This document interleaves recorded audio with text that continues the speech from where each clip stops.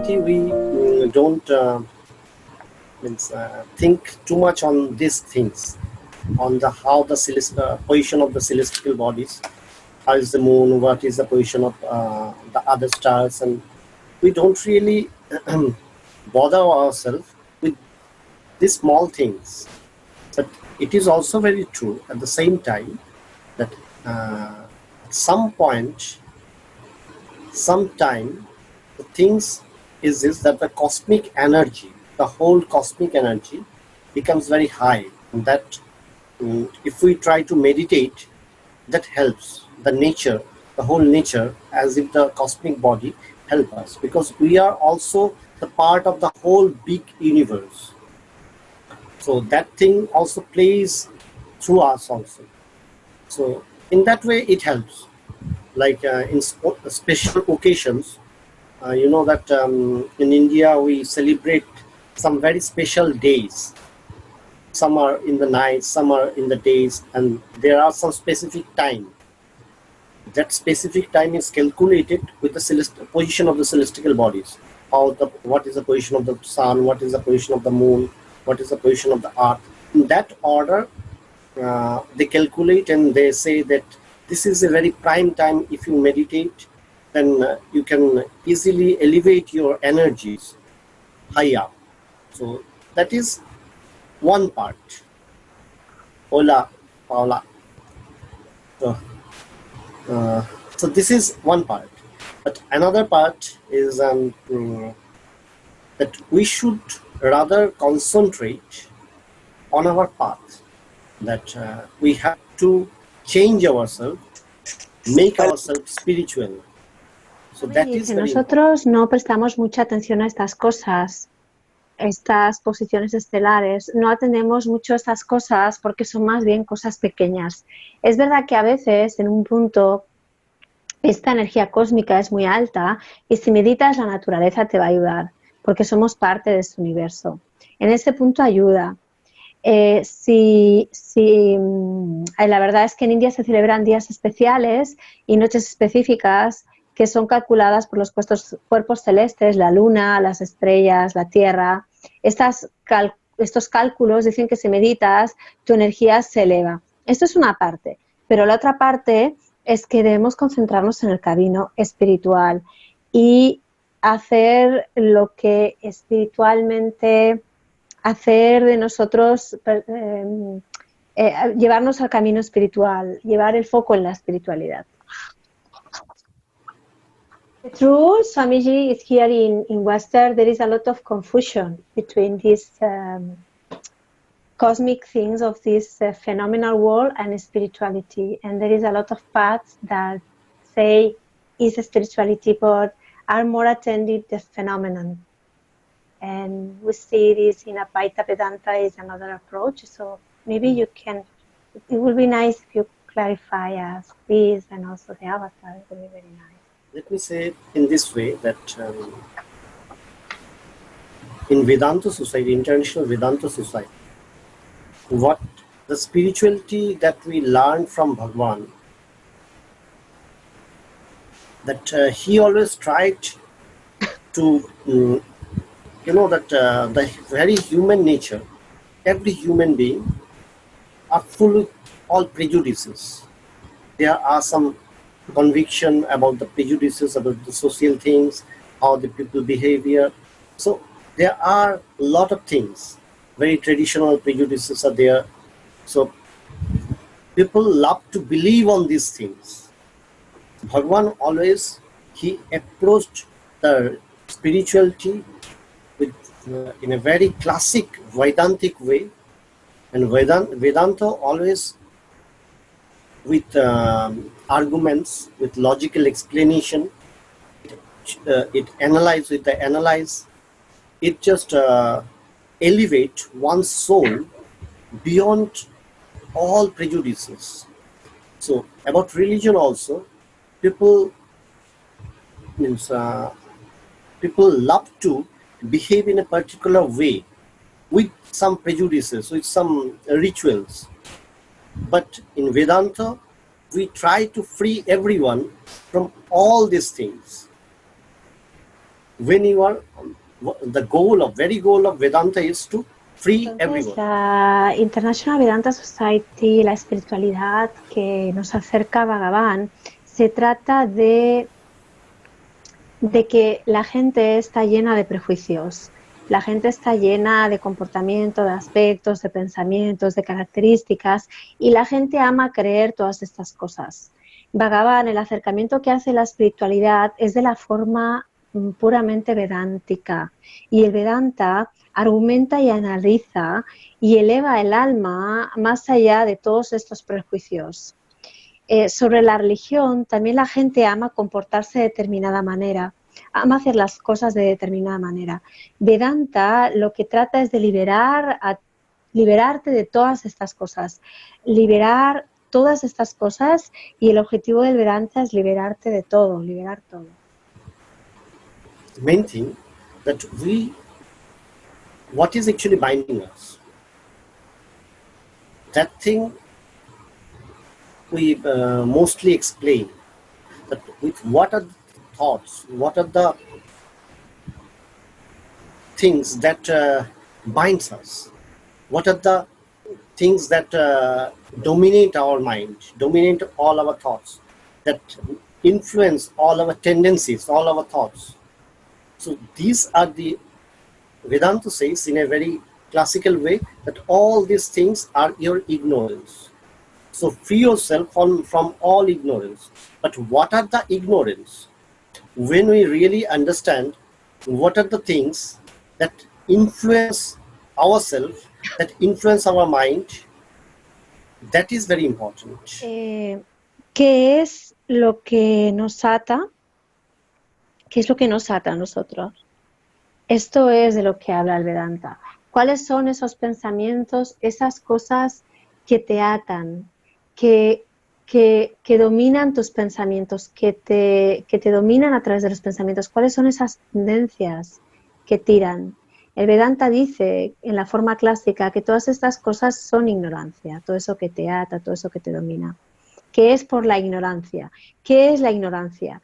La ignorancia se desvela cuando entiendes cuáles son esas cosas que te atan, cuáles son esas cosas que te influyen. Like you were running a marathon, and if a sack is put on your back, with a heavy sack is put on your back, and with that sack, if you try to run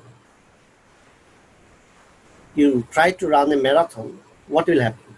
Very soon you will be so tired that you cannot complete the race, complete the marathon. Our life is just like a marathon race. We have to go very far. We have to lead our life. We have to do a lot of things in our life. All the prejudices, all the conviction of religion or whatever the things is, all are like this, that we are putting the sack on our back and then we are trying to run. Rather, Vedanta say, free yourself from all the load that you put on your shoulder, freely you run. Then you will enjoy the race in your life. You will enjoy the progress in your life. You will enjoy your life as a whole. Es como si quieres correr un maratón. ¿Cuáles son esas cosas que te atan? Es como si quieres correr un maratón.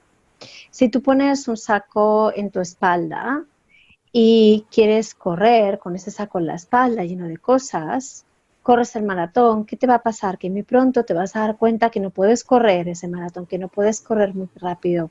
Entonces la vida es como algo así, es como que tú quieres ir por la vida y hacer muchas cosas, tenemos muchísimas cosas que hacer en la vida, pero ese saco son todos esos prejuicios, son todas esas cosas que te dice la religión, son todas esas ideas, todas esas condiciones. Se trata de cómo haces para correr con ese saco.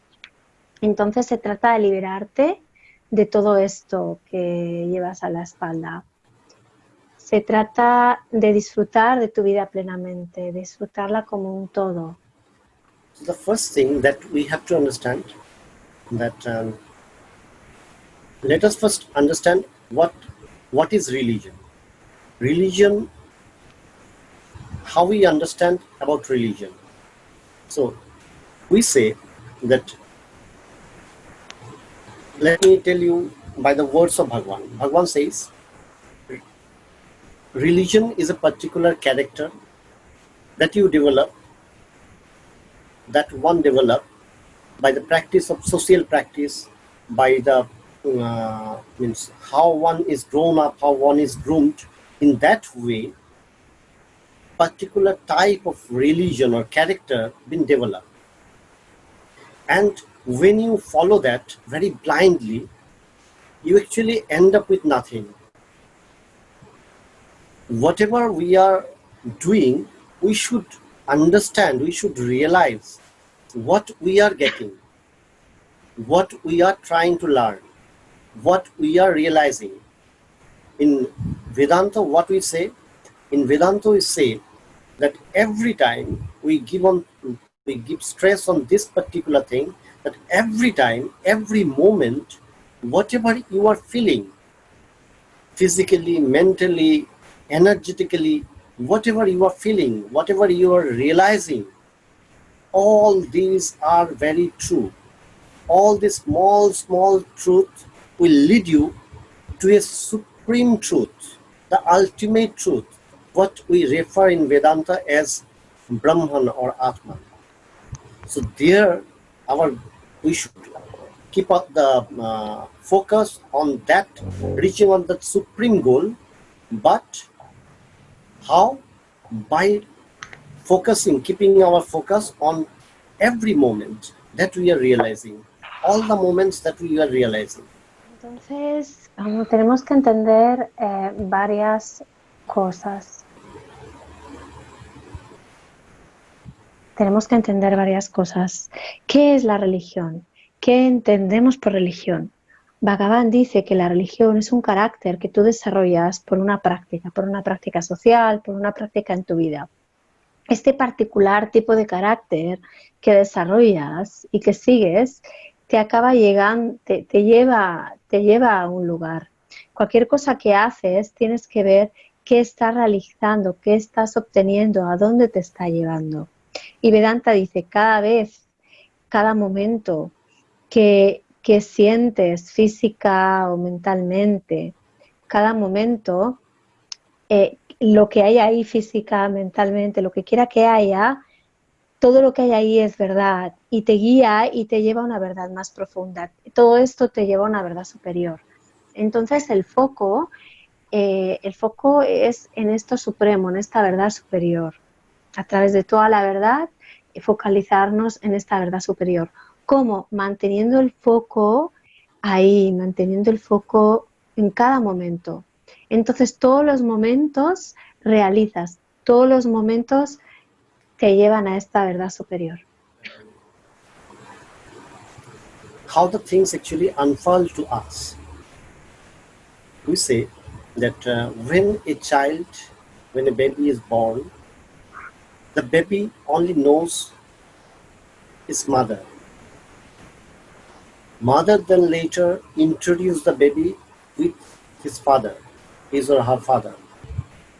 Then later, as the baby grows up, he comes to know about their family, if they have other siblings or not, other brothers, sisters and others, then uncle, then aunties, then grandfather, grandaunties. So all these things come up. Little by little, the bigger family, the baby comes to know. As the baby grows older, comes to know about the family. He comes to know what are the things that the achievements of the family, the treasure or the proudness that been held by the family. All these things, as one grows, that baby, as he grows, he comes to know all these things. So what we say, that when we realize something, when we are realizing something, that what is the greater, what is behind that, we are always means in a very concise way, we try to realize or to know things in a very concise, in a very short form. But what is the greater truth? What is beyond Cuando el that? niño ha nacido, por ejemplo, el bebé primero conoce a la madre y luego la madre le presenta al padre. Y luego él conoce al hermano mayor, conoce a la familia, conoce a si tiene primos o no, conoce a los hermanos, los abuelos, los tíos, y así va conociendo a todos. Poco a poco conoce a la gran familia y en la medida que va creciendo también va a ir conociendo los logros de la familia, el orgullo de la familia, los tesoros de la familia, qué es lo que esa familia ha logrado, qué ha atendido, que ha vencido esa familia, y entonces él llega a conocer todo esto. Cuando realizamos algo, vemos qué es lo que hay guardado más allá de eso. A través de cualquier cosa, vemos a través de esto cuál es la verdad más grande que hay. Ver más allá, vemos la verdad más grande a través de esto. In this way, that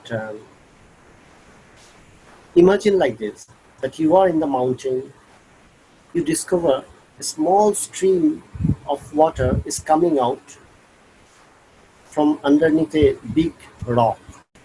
A small stream of water is coming out.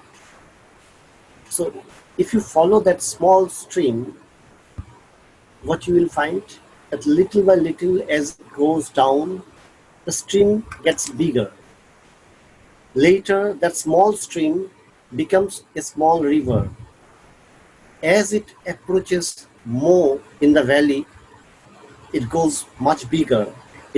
Then it takes the shape of a full river. Then ultimately it meets to the ocean and it becomes infinite.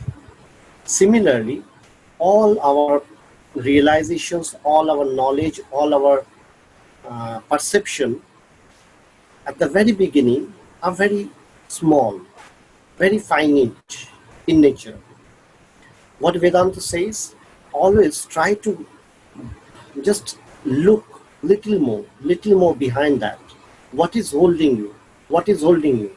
And by that process, you will go more finer, and that will become more broader. And ultimately, you will come to know the infinite Brahman. And that infinite Brahman is you.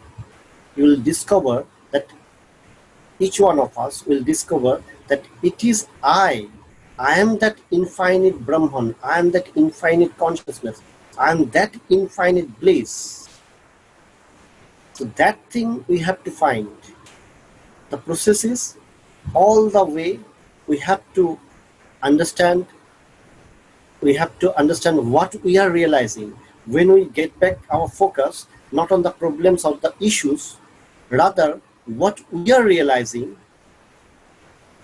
this change of approach, it may be called as the spiritual approach. Imagínate esto ahora. Estás en una montaña y te giras y ves un reguero de agua que está saliendo de una roca. Y entonces lo sigues este reguero de agua y vas a ver que se vuelve algo más grande.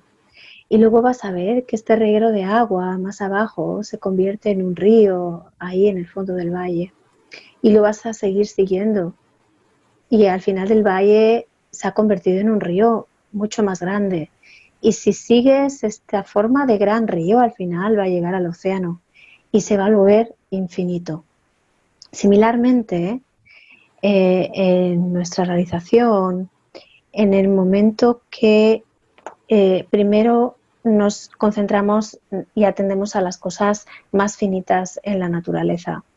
Y el Vedanta te dice, mira más, mira lo que te sostiene. Y en este proceso, finalmente ves y sabes que tú eres el infinito Brahman, que tú eres infinitud, que esa infinitud eres tú. Cada uno de nosotros dentro descubre este yo soy, que es infinito. El proceso es todo el camino que estás realizando. No solo te fijas en los resultados, cambia tu forma de mirar, cambia tu forma de aproximarte a la verdad, a todo lo que sucede.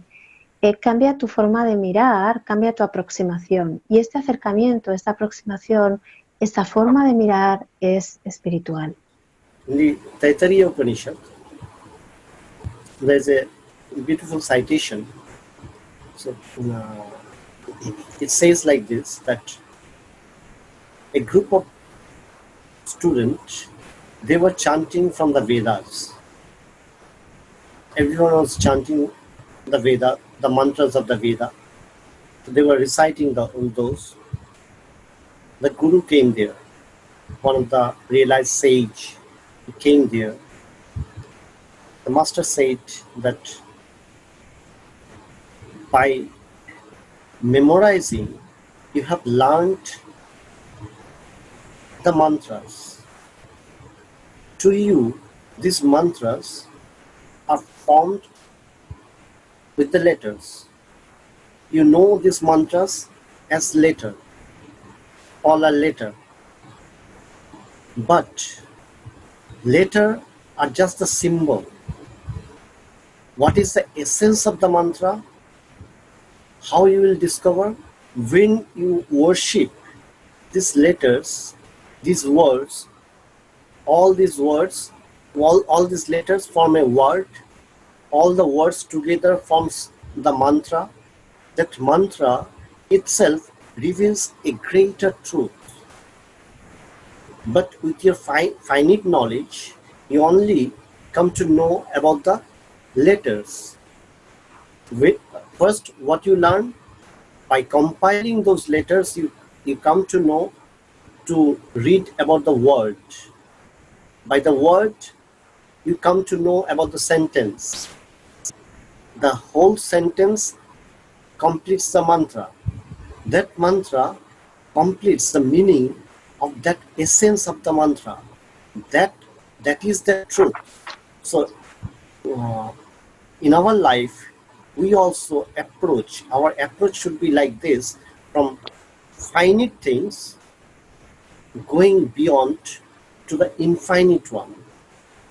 All our realizations are usually about the issues, small issues of life. But what is behind that issue? That issue is just like the alphabets. Taittiriya Upanishad dice, hay una cita que habla de que un grupo de estudiantes estaban cantando los Vedas, estaban cantando los mantras de los Vedas y los estaban recitando. Y entonces el gurú llegó allí, el sabio realizado llegó y les dijo que cantando los mantras estaban aprendiendo las letras seguidas. Una letra seguida de otra formaba una palabra. Conociendo los mantras, estaban conociendo los símbolos. Ellos estaban viendo letras seguidas una detrás de otra, porque las letras son símbolos. Y entonces la mente limitada veía eso. Las letras formaban una palabra. Y entonces la palabra formaba un mantra. Y el mantra en sí mismo estaba reflejando una verdad. Así este conocimiento es finito de las letras. Las letras forman una palabra y la palabra forma una frase y la frase completa formaba el mantra. Y el mantra en sí totalmente tenía un significado que es la esencia profunda del mantra. Así es la aproximación de la vida, de cosas finitas a la infinitud. Nuestros resultados son solo lo finito.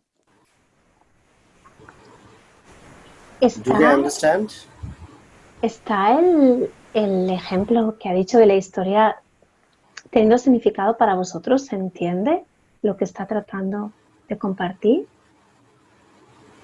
Paula Seitayes, yo llamo. Sí, entiendo, sí. sí, sí. Jaume, ¿nos podrías compartir si realmente captas o quieres que aclare un poquito más este significado que trata de compartir?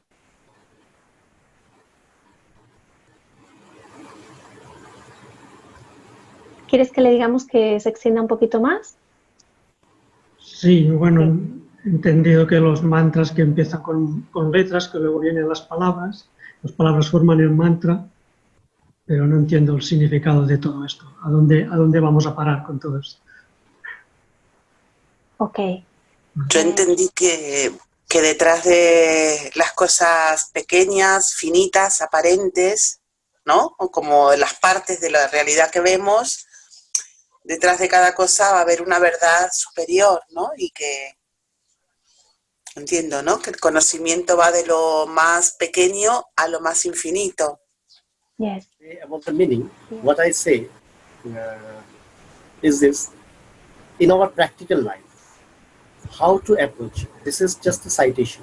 Just like to know about a mantra, you have to first thing that is revealed to you is the alphabets, the letters, the alphabets. By the alphabets, you come to know about the words. By learning the words, you come to know about the sentence. By memorizing the sentence more and more, then later, when you worship that sentence, that becomes meaningful to you. And you come to know about that. So in our life also, let me say in this way, that, for example, if one does not know what is milk, first, one person who knows about the milk, he says about milk. What is milk? Milk is a liquid, just like the water. Milk is white in color. Milk is a healthy drink. It tastes sweet. All the elements he is saying to make one understand about milk. That person doesn't know what is milk. Then later, when he sees the milk by himself, most probably, if he has learned all the qualities of milk, what has been described to him by Guru or the Master, if he has memorized all these things very properly, if he understood all these qualities very properly, then when the milk he will see the milk by himself, he will discover, yes, this liquid is known as milk. A través de la práctica de la vida, ¿cómo la estás aproximando? Él está hablando de esta aproximación con la práctica de la vida. Para saber el mantra, primero tienes que aprender letras. Y a través de aprenderte el alfabeto, de conocer el alfabeto, luego puedes aprender las palabras. Cuando ya has aprendido las palabras, aprendes la frase del mantra. Y a través de adorar esa frase, de repetir esa frase toma significancia para ti. Dejadme que os ponga otro ejemplo. Por ejemplo, tú sabes lo que es la leche y una persona le dice a otra sobre cómo es la leche, porque el otro no lo conoce, le dice que es un líquido, que tiene agua dentro, que es de color blanco, que es dulce, para hacerle entender cómo es la leche. Entonces, esta persona que no conocía la leche, el día que ve la leche, como ha recibido toda esa información, la ha memorizado, la ha entendido y ha entendido sus cualidades, cuando ve la leche, entonces se da cuenta que sí, que es este líquido. First says about why spirituality is important for us. It first tries to explain. It tries to explain what is Brahman and why Brahman is very relevant with us, to us. Why it is so. It explains. Whatever that is relevant with us, what is very necessary for us, that thing becomes a part of our life. If we come to know that the realizations, as I say, that Bhagavan always gives focus on realization. What is realization? Not only about, we actually, those who just started the spiritual life, they always think that probably spiritual realization is something very divine in nature. Yes, that is very divine in nature. But all the realizations that we are having every moment in our life, just like I'm becoming angry, I'm becoming sad, sometimes I'm become happy, all these are part of realizations. So what Vedanta tries to say, that you used to, means we people have the habit of always getting our focus on the issues. Here, to become a spiritual person, what you need to learn, that whatever the things is coming to you, whether it is good or bad, whatever the things you are realizing, you are realizing happiness, then you become happy. You are realizing a sad thing, becoming sad. Focus on the realization, not on the subjects. Entonces, lo que dice primero el Vedanta es que habla de la espiritualidad y por qué la espiritualidad es importante para nosotros. Por eso de lo primero que habla es de Brahman, porque te explica por qué es relevante Brahman, esta infinitud. Te explica lo que es, y en la medida que tú conoces, escuchas sobre lo que es Brahman y lo necesario que es para ti, entonces esto se convierte en importante en tu vida. Y lo segundo, de lo que el Vedanta dice, es sobre la realización. Bhagavan pone mucho foco en la realización.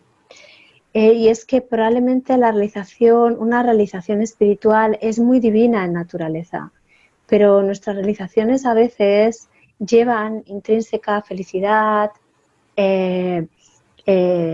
enfado. Esto forma parte de la realización. Entonces, mucha gente se focaliza en los logros, en los resultados.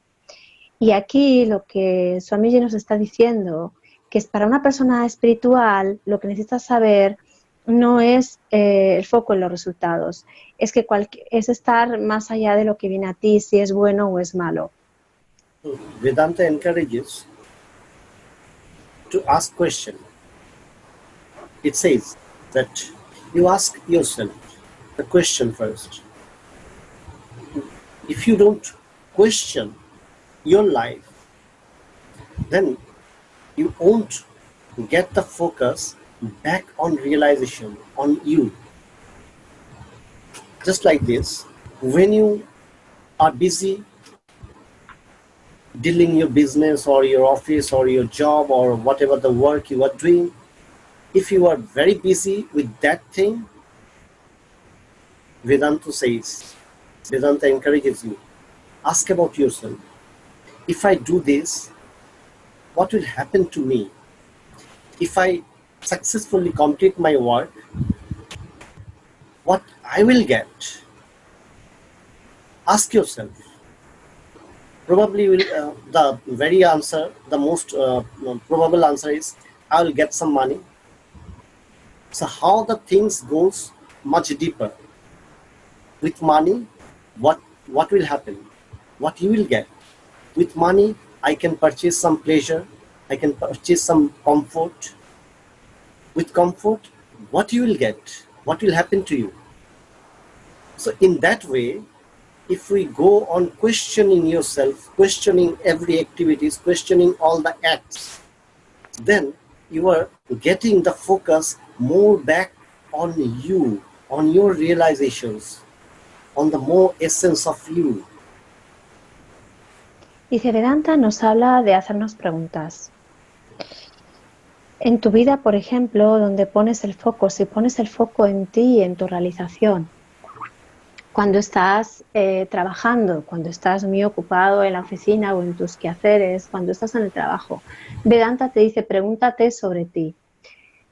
Si tú haces esto, ¿qué va a pasar contigo? ¿Qué tomarás con esto?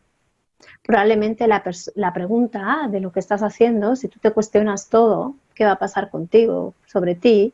Llevas el foco a ti, pues probablemente la respuesta sea, pues tendré más dinero, tomaré más dinero. Muy bien, sigue preguntándote, ¿con este dinero qué va a pasar? pues con este dinero probablemente pues tendré más confort, tendré más placer. Muy bien, y con ese confort y con ese placer, ¿qué va a pasar contigo? ¿Qué te va a pasar?